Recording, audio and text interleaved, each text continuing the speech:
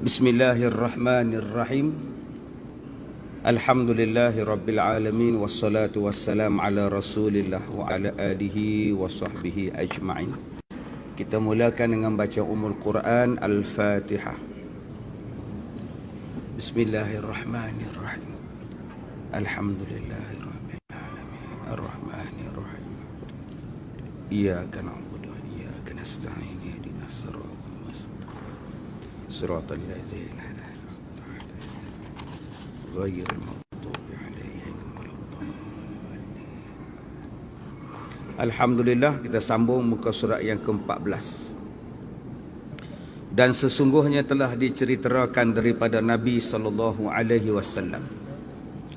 bahawa sesungguhnya ia tak kala datang ke Madinah, keluarlah ia kepada suatu jenazah. Maka melihatlah ia akan beberapa perempuan mengiring akan jenazah. Maka bersabdalah ia bagi sekalian mereka itu, adakah kamu menanggung beserta sama-sama dengan orang yang menanggung? Maka jawab perempuan tadi, tiada. Maka bersabda Nabi lagi, adakah kamu bersembahyang bersama dengan orang yang sembahyang akan dia? Maka sembah kami sekalian tiada. Maka bersabda Rasulullah sallallahu alaihi wasallam bagi sekaliannya, balik oleh kamu sekaliannya, tiada ada di ziarah dan tiada ada pahala.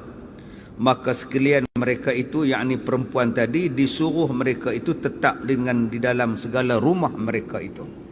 Baik, Nabi sallallahu alaihi wasallam bertemu dengan satu jenazah yang diusung ke tanah perkuburan, dan yang mengikut jenazah tadi juga ialah orang-orang perempuan yang turut sama mengikut jenazah tadi ni. Nabi pergi tanya pada orang perempuan tadi, kamu ni duk tanggung mayat ke? Yang pakat duk ikut ni kamu tanggung mayat macam orang lelaki-lelaki tanggung ke? Kata perempuan, tak, kami tak tanggung, kami ikut belakang je. Habis tu kamu sembahyang sekali dengan dia orang ke? Tak, kami tak sembahyang, kami tunggu kat belakang. Bila dia orang bawa ke kubur, kami ikutlah sekali. Maka kata Nabi SAW, tak payahlah ikut, duduklah di rumah. Tak payah ikut, tak payah apa, duduk di rumah, tetap di rumah, itulah yang lebih baik daripada kamu ikut pergi ke kubur. Jadi tuan-tuan, hadis ini menceritakan tentang orang perempuan yang mengikut jenazah pergi ke kubur. Harus ataupun tidak, boleh ataupun tidak. Baik. Ini adalah di antara peringkat yang paling awal sekali Islam ketika Nabi Muhammad SAW berhijrah ke Madinah. Peringkat awal. Sebab tu Nabi SAW larang orang perempuan ni, dengan meratapnya, dengan meraungnya, sebab pengaruh daripada unsur-unsur sebelum Islam sampai pada dia orang. Yang tak boleh nak tahan, tak boleh nak kontrol lah dia punya perasaan bila ada kematian, duk meratap meraung. Nabi kata tersoduk pi lah, ganggu orang nak ke bumi, ganggu orang nak uruskan jenazah. Ini peringkatnya. Tetapi ada lagi beberapa hadis Nabi SAW yang membenarkan orang perempuan pergi ke kubur dengan syarat-syarat menutup aurat, dengan syarat tidak melakukan perbuatan-perbuatan jahiliah, dengan syarat tidak menimbulkan fitnah. Menimbulkan fitnah ni bukan duk membawang di kubur. Jangan tuan-tuan salah faham pula. Duk bawa WhatsApp group pula di atas kubur membawang pula. Bukan itu fitnah. Fitnah ni menimbulkan masalah, menimbulkan huru-hara, menimbulkan rasa tak seronok pada si perempuan tadi dan pada orang lain. Mungkin dengan sebab dia pergi ke kubur, orang kacau dia, orang ganggu dia, itu fitnah juga. Atau si perempuan tadi juga mengganggu orang lain, itu juga dipanggil fitnah juga. Jadi jangan tuan-tuan faham fitnah ni ialah menuduh orang. Fitnah ni luas. Maka kata Rasulullah, tak payahlah pergi, duduk di rumah. Habis tu ustaz, kita sekarang macam mana? Orang perempuan ni nak pergi ke tak nak pergi ustaz? Waktu ada pengkebumian tu, dalam ramai-ramai ni biarlah orang lain pergi. Anak jantan ada, abang ada, adik laki semuanya ada, biar dia orang pergi. Saya pun nak tengok juga ustaz, arwah ustaz punya kubur suami saya ustaz. Tunggu lapang-lapang sikit, kamu pergilah. Tunggu tenang-tenang sikit, orang dah tak ada, dah clear apa semua, pergilah. Bukannya salah pun, cuma mengelakkan berlakunya fitnah pada masa itu. Kalau dah aman, tak ada fitnah apa, pergilah. Besok lusa pun perginya, bukannya salah. Cuma pada waktu itu yang ramai-ramai tadi ni, tak sajalah nak tengok ustaz, nak tengok apa, nak tengoklah macam mana mayat tu diturunkan. Yang ni tuan-tuan ni. Nak tengok macam mana mayat tu turun, pergi duduk sondoi orang laki-laki sekali. Sekali dengan dia jatuh dalam lubang sekali. Dia tak payahlah. Tadi dah tengok kat rumah dah. Dah tengok kat rumah dah tengok sekali apa, cukup lah tu. Dah nak tengok ustaz pulang lah makcik cakap. Orang cakap nak pergi juga. Sagilah pergi. Dah habis kerja semua pergilah. Ni orang nak buat kerja, yang hang duk teriak tu pula. Yang kamu duk sondoi sekeliling orang, kamu tu janda pula, balu pula, muda pula. Dengan tukang gali kubur tu pun tak tengok mayat dah, duk tengok balu tu. Kan jadi fitnah pada dia. Jadi duk di rumah saat dulu, saat lagi dah lapang-lapang masa, pergilah ke tanah perkuburan. Baik.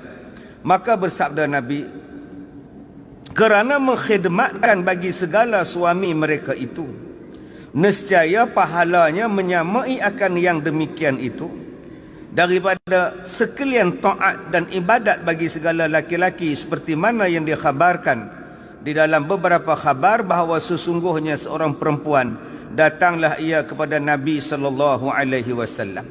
Baik. Yang kita duk buat ni tuan-tuan ialah mencari pahala. Amalan yang kita buat ni mencari pahala. Orang perempuan duk di belakang, laki duk di depan. Tak payahlah makcik leha tanya pula, apa pasal orang perempuan belakang ustaz, laki di depan saf. Kenapa kami orang perempuan di belakang? Kenapa orang laki depan? Kata Islam ni adil, adil kalau boleh samalah satu saf. Ini imam laki-laki, tok siak laki-laki, tok bilal laki-laki, sah depan pun laki-laki, kami orang perempuan belakang.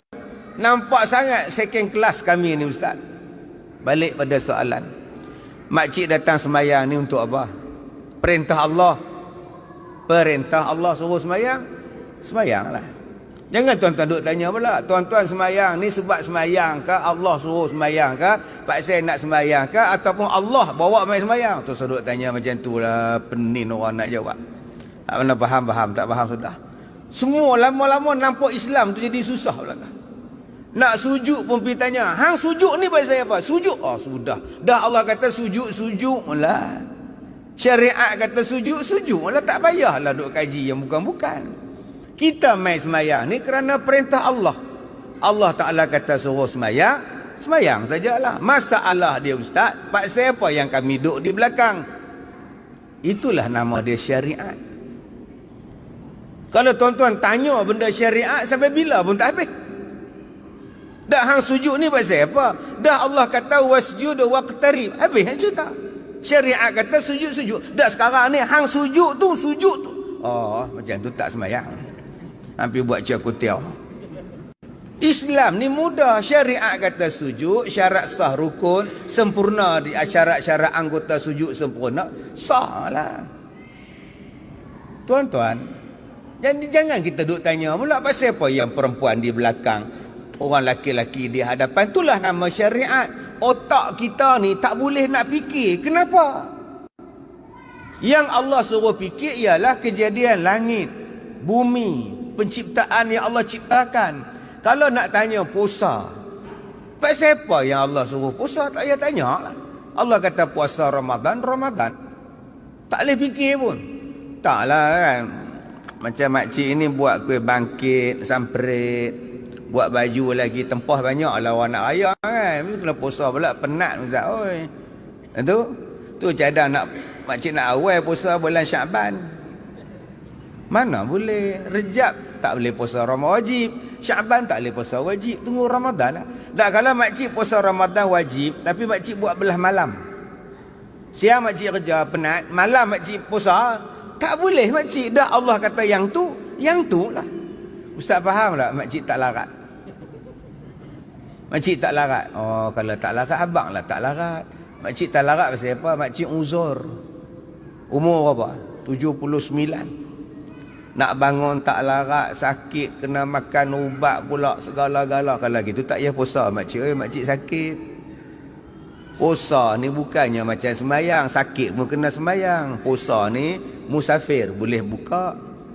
Orang yang kerja keras, duduk di hutan kerja balak, gajah boikot, dia yang duk heret kayu balak keluar punya teruknya tuan-tuan, boleh buka puasa. Pasal kerja dia teruk.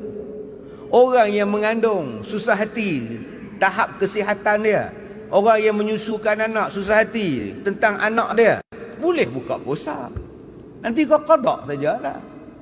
Jadi jangan kita duk pertikaikan syariat dah tu yang tu lah. Tetapi apa yang kita buat ni ialah untuk di samping itu pasal pahala. Yang kita buat ni dapat pahala. Kata Rasulullah, kamu tak payah nak sibuk bertikai. Pak siapa yang laki pergi perang, laki jadi imam, orang laki-laki jadi Bilal, laki-laki yang buat korban, laki-laki yang sembelih korban. Kami ni orang perempuan duduk saja, tak buat apa. Sembahyang Jumaat laki-laki, kami ni duduk di rumah saja. Kata Rasulullah, yang kamu duduk di rumah berkhidmat kepada suami kamu, pahalanya sama macam laki-laki buat ibadat. Nampak tuan-tuan? Jadi di mana yang kata Islam tak adilnya? Pahalanya sama. Pahala orang perempuan duduk di rumah, jaga anak dia, jaga suami dia, berkhidmat di rumah dia, pahala macam kita. Cuma tuan-tuan jangan pula cakap, kalau gitu kami nak jadi orang perempuan, Ustaz boleh tak? Aku suka hang, pergi Siam, tukar lain. Tukar Argentina pula. Tak payahlah, dah Allah bagi dekat kita keistimewaan sebagai lelaki. Jalankan amanah tanggungjawab sebagai lelaki. Baik. Kata dia, satu perempuan mai datang jumpa Nabi SAW. Nabi tanya dekat dia, apa bicara kau? Kau ni nak cakap apa? Pun salah ni. Nabi bertanya. Jawab perempuan itu, ya Rasulullah, bahawa sesungguhnya kami ni nak bawa datang segala perempuan kepada engkau. Saya ni pengurusi biro wanita. Jadi belakang saya ni ramailah jemaah saya. Masalahnya apa? Pak siapa yang datang nak jumpa saya ramai-ramai ni, pak siapa? Tanya Nabi.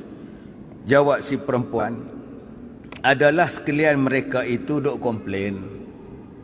Dia orang ni adalah dalam mesyuarat kemarin ni duk bincang bahawasanya sesungguhnya Allah Ta'ala menjadikan kita sekalian. Manusia ni Allah jadikan, laki-laki pun Allah jadi, perempuan pun Allah jadi. Masalah dia, kami orang perempuan ni nak tanyalah, pak siapa kalau masing-masing dijadikan oleh Allah, pak siapa kami ni dijadikan di bawah tangan. Tangan ni makna kuasa, yakni di bawah perintah segala laki-laki. Pak siapa kami macam itu?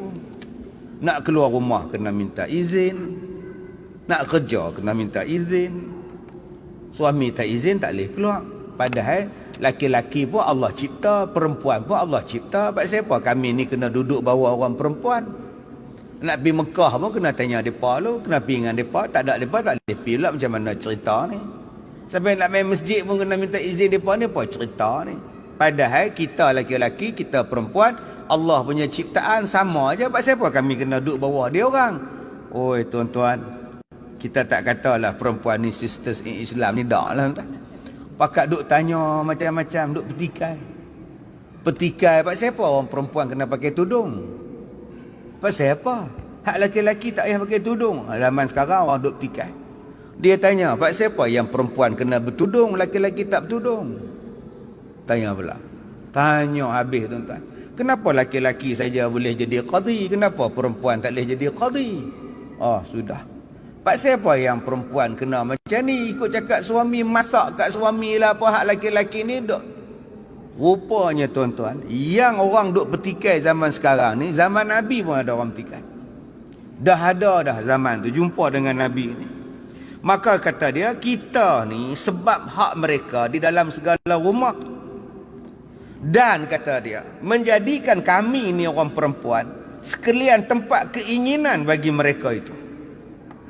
Kami ni seolah-olah sebagai tempat melepaskan keinginan saja. Layan dia orang saja. Tengah masak kalau suami nak kena bagi. Sampai naik unta kalau suami berhajat kena bagi. Apa ni? Oh, dah tikai dah. Kemudian dia kata lagi. Dan difardukan dan fardukan atas kita berkhidmat bagi mereka itu dan menjadikan ia bagi mereka itu perang sabil dan hadir berjamaah, dan Allah Subhanahu wa taala menentukan ia akan mereka itu dengan khitab, dengan tetap tiada kita, maka apa kita ganti barang yang telah dikaruniai oleh Allah, kita ganti. Kami pun nak juga perang fi sabilillah. Apa kata kami juga nak datang hadir berjemaah? Apa kata hari ini orang laki-laki pula duduk di rumah, kami pula buat kerja pula? Nabi bila dengar si perempuan ni bercakap, tuan-tuan, Nabi naik heran. Main mana puak ni? Duk tikai, duk minta hajat macam-macam ni. Kata Rasulullah pada perempuan tadi, tiada aku lihat akan seorang perempuan yang lebih baik, yang lebih manis daripada perkataan pada pekerjaan Allah Ta'ala lain daripada engkau. Kata Nabi, aku tak pernah jumpa lagi lah perempuan yang manis mulut, yang cakap lebih kurang lebih baik pada engkau ni. Kira engkau ni hebat ni. Nabi perli dia, tuan-tuan. Yang dia duk petikai ni, dia petikai siapa? Yang dia petikai ialah dia petikai pekerjaan Allah, hukum Allah Ta'ala. Tuan-tuan, semakin pandai manusia ni, dia mula mempetikaikan hukum Tuhan. Macam-macam benda dia petikai. Di antara yang orang perempuan duk petikai ialah tentang hak. Yang mereka tuntut ialah hak kesamarataan gender. Yang mereka tuntut ialah hak untuk menjadi macam ni, nak jadi macam ni, macam laki-laki. Habis, tuan-tuan. Main bola minta, main rugby minta, wrestling minta, boxing minta, muay thai minta. Apa lagi yang tak ada sekarang? Semua mereka nak, tuan-tuan. Itu hak dalam bidang sukan. Ni hak duk minta dalam bidang agama ni, nak minta jadi imam. Nak minta jadi imam, nak minta Bilal perempuan, nak minta satu sah ni laki perempuan, laki perempuan, laki perempuan. Oh, sampai tahap macam itu, tuan-tuan. Zaman dulu dah ada dah. Maka kata Rasulullah sallallahu alaihi wasallam, kemudian bersabdalah Nabi, balik kamu, sampaikan oleh kamu daripada belakang engkau, daripada segala perempuan yang Islam, bahawa sebaik-baik taat salah seorang kamu bagi suaminya, pahala dia menyerupai pahala laki-laki yang duk buat semua benda tu. Hebat orang perempuan ni. Tak payah nak perang sabilillah. Akak-akak oi, tak payah nak perang. Akak-akak oi, tak payah nak jadi imam sembahyang subuh ni penat. Tidur pukul 2, 5.30 bangun dah. Kak tak payah kak oi, biar laki-laki jadi imam. Tak payahlah kak oi nak korban lembu, nak tumbang lembu ingat senang. Hak mati kena tendang semua dah. Yang kak leha sibuk nak pergi pegang lembu tu pasal apa? Biarlah orang laki-laki buat. Yang nak buat akikah ke biarlah laki-laki buat. Yang nak baca khutbah biarlah laki-laki buat. Biarlah laki-laki buat sebab itu perintah Allah. Habis itu macam mana saya nak dapat pahala, Ustaz? Akak taat kepada suami akak, pahala dia macam kami buat. Subhanallah. Satu je kerja akak, taat pada suami, selesai. Suami pula seorang pula. Seorang pula. Allah untung kau. Dah lah seorang. Stroke pula. Oh, lagi senang. Subhanallah. Cakap tidak, gerak tidak, jalan tidak, makan tak banyak. Senang kak masuk syurga kak. Jadi kalau kak rasa kak nak masuk syurga, minta suami stroke. Tak pernah faham, tak faham sudah. Yang gatai nak pergi buat duk tikai yang nu, tikai yang ni pasal apa? Tak payah. Kita hidup ni nak cari pahala, nak bawa bekalan. Wa tazawwadu fa inna khairaz zadi taqwa. Berbuat bekallah kamu. Sebaik-baik bekalan ialah takwa. Jadi salah satu jalan nak dapat pahala ialah taat kepada suami. Pahala dia macam pahala orang laki-laki yang banyak buat kerja. Senang saja. Dapat pula suami yang soleh. Dapat pula suami yang baik, lagi menyenangkan kita masuk syurga. Baik, kemudian bermula dalil yang menunjukkan atasnya seperti yang diceritakan daripada bahawa sesungguhnya seorang badui datanglah ia kepada Nabi sallallahu alaihi wasallam. Berkatalah Arab badui tadi. Dia kata, "Hai Muhammad, bahawa engkau sesungguhnya telah menyeru engkau kepada manusia, kepada Allah, dan aku percaya dengan dia